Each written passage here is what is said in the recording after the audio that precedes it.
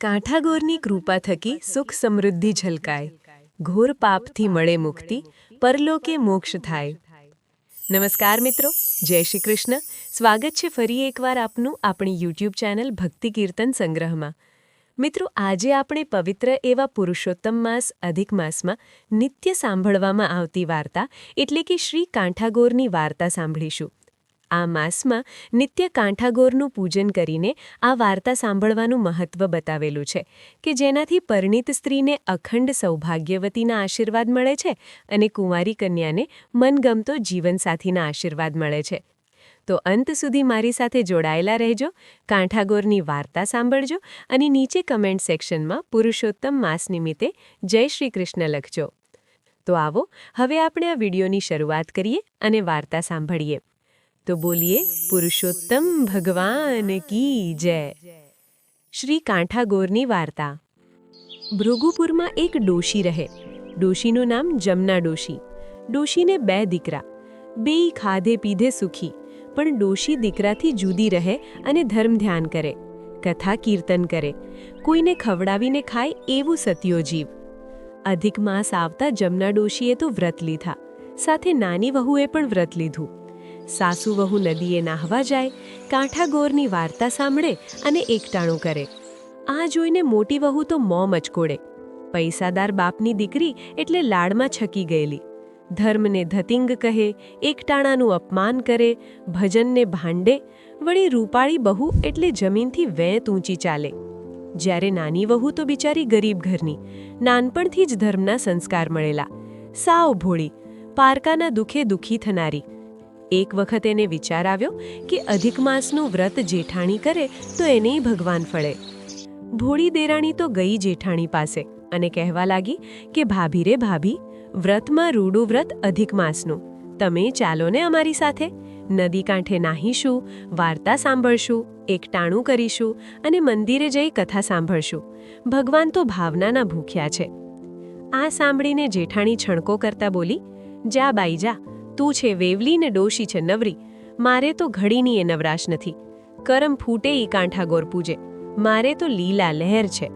મારે તો ધણી પેઢીએથી આવે, પુત્ર નિશાળેથી આવે, દીકરી સાસરીએથી આવે, વહુ પિયરથી આવે. મારે તો 32 ભોજન ને 33 શાક, કપાળે ટીકો ને કાંખમાં કીકો, ઝૂલતું પારણું ને ઘમ્મર વલોણું, ખદબત્તી ખીચડી ને સુવાવડી દીકરી. તમારે રહો ભૂખ્યા અને બાંધો પુણ્યના પોટલા. જેઠાણીનું આવું અભિમાન જોઈ બિચારી દેરાણી તો ગળગળી જ થઈ ગઈ. ભગવાનનું અપમાન ભક્તથી સહન થાય ખરા? એ તો ગઈ સાસુ પાસે, એટલે સાસુમાં કહે કે કરે ઈ ભરે ને વાવે ઈ લણે, એના કર્યા ઈ જ ભોગવશે. એ પછી સાસુ વહુ તો પાછા ધર્મ ધ્યાનમાં લાગી ગયા. આ બાજુ અભિમાની જેઠાણી પર કાંઠાગોર કોપાય માંથા. ક્રોધ પ્રગટ્યો એવો અમાપ કે કાંઠાગોરે દીધો શ્રાપ. પતિ પેઢીએથી ન આવ્યો, દીકરો નિશાળેથી ન આવ્યો, દીકરીના સાસરિયા કોપ્યા અને સીમના ઢોર સીમમાં જ રહ્યા. જ્યાં સુખની છોડ ઉડતી હતી ત્યાં કાગડા રોવા લાગ્યા. અભિમાની જેઠાણીના તો ગાત્ર જ ગળી ગયા. સુખમાં સાંભળે સોનું ને દુઃખમાં સાંભળે દેવ. જેઠાણી તો ગઈ દેરાણી પાસે ને રડતા રડતા કાળા કેરની વાત કરી. દેરાણી એને છીકણી સૂંઘતા સાસુ પાસે લઈ ગઈ. ત્યાં તો જેઠાણી લાકડીની જેમ ડોશીના પગમાં પડી ગઈ ને કહે કે માડી રે માડી, મારે તો ધણી ગયો ને દીકરો ગયો, ઢોર ગયા ને ઢાંખર ગયા.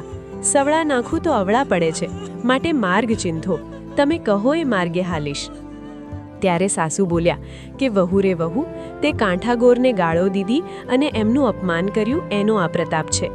કાંઠાગોર રીજે તો રાજ દે અને ખીજાય તો ખેદાન મેદાન કરે. છૂટવું હોય તો પુરુષોત્તમ માસનું વ્રત કર. કાંઠાગોરને રીઝવ, મનથી માફી માંગ.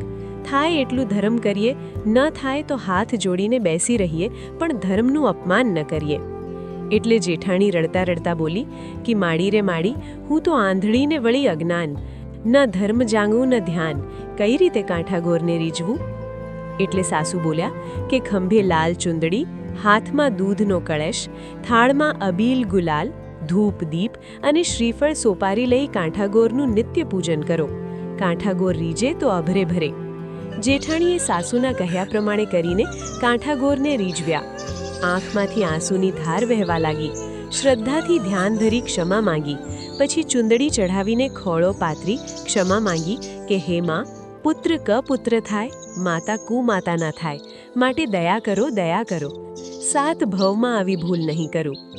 જેઠાણીના સાચા પછતાવાથી કાંઠાગોર રીઝ્યા. પુત્ર અને પતિ કુશળક્ષેમ પાછા ફર્યા. દીકરીના સાસરેથી શુભ સમાચાર આવ્યા. સીમમાંથી ઢોર ઢાંખર પાછા ફર્યા અને સૌ સારાવાના થયા. એટલે હવે જેઠાણીએ આજીવન પુરુષોત્તમ માસનું વ્રત કરીને કાંઠાગોરનું પૂજન કરવાનો પવિત્ર સંકલ્પ કર્યો. હવે જેઠાણી ધર્મ ધ્યાન તરફ વળી, તેથી દેરાણી અને સાસુમાં પણ રાજીના રેડ થઈ ગયા.